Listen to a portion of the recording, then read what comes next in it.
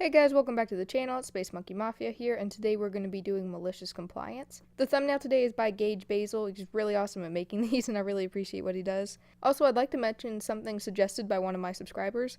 If you guys have a fish tank and you want it to be one of the backgrounds, just go ahead and send it to the little email on the little profile. I'd really love to see it and get more variety. I think it's a really good idea, and we get to show off more than just my little fishies. Demoted, then realized they messed up. I will try to summarize this as much as possible through context first. Worked 9 years at a well-known company, worldwide provider of various products. Won't name this company, but it was a division of this company I worked for. I started at this company at the bottom as a tech, did my job well and excelled upwards. After 6 years, I was promoted into the national support group and also then excelled at this position. It was well paid in salary, which was a very nice bump in pay, and the hours were great.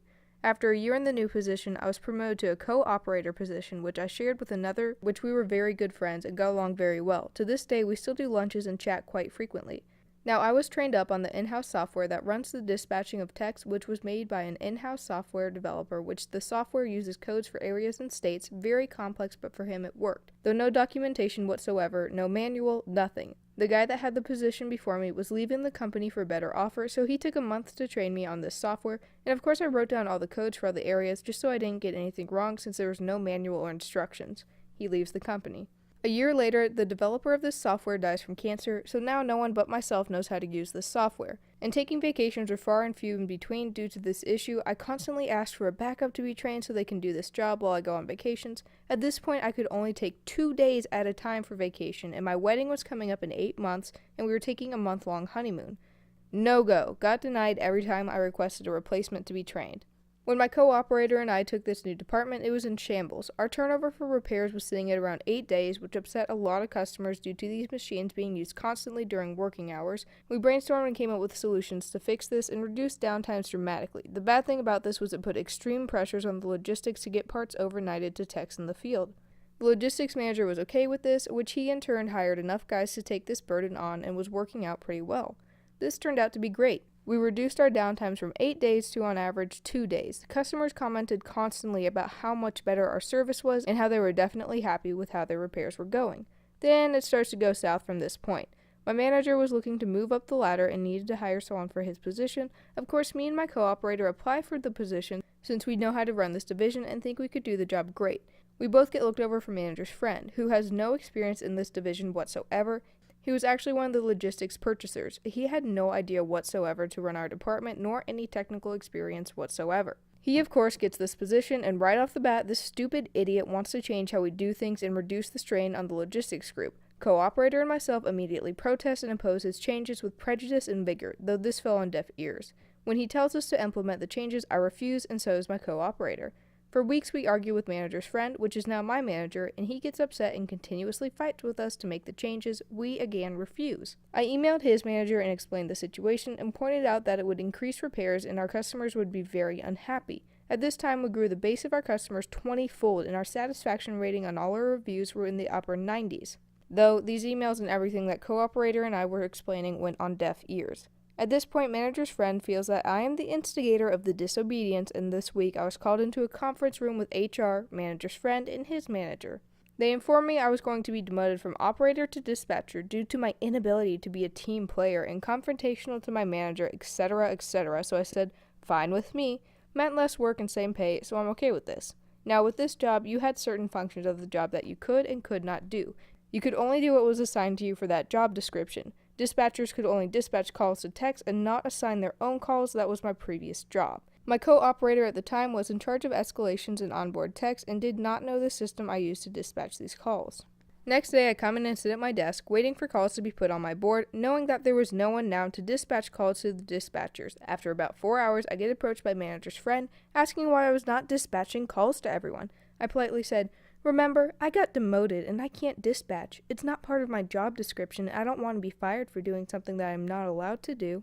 The dread on his face could be seen as it streaks up his back and hits him full force. At this point he realized he just messed up. Of course, his manager and HR did not know anything about the software that was developed in-house and had no instructions on how to use it. It was the backbone of this division's dispatching software. Without this, no calls could be dispatched out whatsoever. The news is now getting around that no calls are being dispatched, and manager's friend's manager now enters and asks what is going on. He soon realizes as well what happened. They then call me back into the conference room and ask me to train a replacement. Of course I refuse. The day ends and I go home. Next morning I show up for work on the dot and they call me back in yet again, offering my position back and to please start dispatching calls as soon as possible. Of course I refused the promotion, pointing out key points that they brought up during my demotion meeting on why they were demoting me, and because of those points I felt I had to overcome them in order to be able to accept the promotion, and it would be a great time to focus on my abilities they outlined. They were flabbergasted and frustrated, clearly. They get upset and tell me that I am holding the company hostage and that they will have to take me to court. At this point, per my contract, I am now entitled to a lawyer and they have to pay. A few days go by, of course, no calls being dispatched. They are now relying on emails and phone calls to get calls dispatched and parts ordered, and it's pandemonium abound. It is adding so much more time to each call, and ordering parts, the whole system is falling apart. I finally get contacted by a lawyer telling me he is to represent me and that he is being paid by the company I work for, but he works for me, period. That he cannot talk to them without my knowledge, he cannot do anything against my own interests, and that he is being paid by them but works for me. He goes on to tell me that they can't force me to take a promotion and they can't fire me if I fulfill my obligations of the employment contract, which was pretty easy. Basically just show up on time, take breaks in specified time, and leave at a specified time. This goes on for a month when they are finally getting to the breaking point. Repairs are exceeding 2 weeks and customers are canceling their repair contracts due to service issues. They decide to demote me again to logistics. Now the manager of logistics is a good friend and he thinks this is retaliation for all these issues, so he just says to me to take a desk over in the corner and do my thing, whatever I wanted. He wasn't going to punish me for their stupidity. We go to court, they present their case, and my lawyer presents mine. After 2 days, the judge rules in favor of me and says that a company cannot force me into a job or doing a job that I do not wish, and this would be considered enslavement. They press the judge to have me turn over the information to run the software that runs their division. The judge asked me if I had it written down. At this point, I didn't have it. I threw it away, so I answered honestly to the judge. Though I did say, I do remember how to use it and all the codes to dispatch since I did it for years, it became like second nature. Judge asked me if I'd be willing to write down the instructions. I politely said no. Judge said, okay, that's that then. Upon coming back to work the next day, I decided to start looking for another job. After about a month, I found a new position at another company making about 10% more with better options and also agreed to give me the month off with salary for my honeymoon. So I wrote up my resignation letter and sent it to my manager, his manager, and the senior staff of the division, and also the CEO of the company, explaining everything that went on and why I was leaving the company and wished them the best. That Friday, I packed up my personal stuff and left. 2 weeks later, I got a call from the CEO of the company apologizing for what happened and that all this information just came to light and that the individuals involved were terminated. Manager's friend and his manager and the one above him, which was sweet to my ears, and offered my job back. I politely declined. A few weeks after manager's friend was fired, I was told by my good friend and co-operator that he died from a drug overdose, which is sad and completely not deserved no matter how much I hated him. The division I ran was merged into another division a year later after it was not able to recover. 30% of the people that worked for that division were laid off or transferred to other divisions. My co-operator is still working for the same company, though he said after this whole ordeal it never recovered and never was the same and had gone downhill dramatically, and he will be retiring this year. Well, that's a story. Yikes, there's a lot of yikes in that. Real bad for the manager's friend. I mean, that's yikes.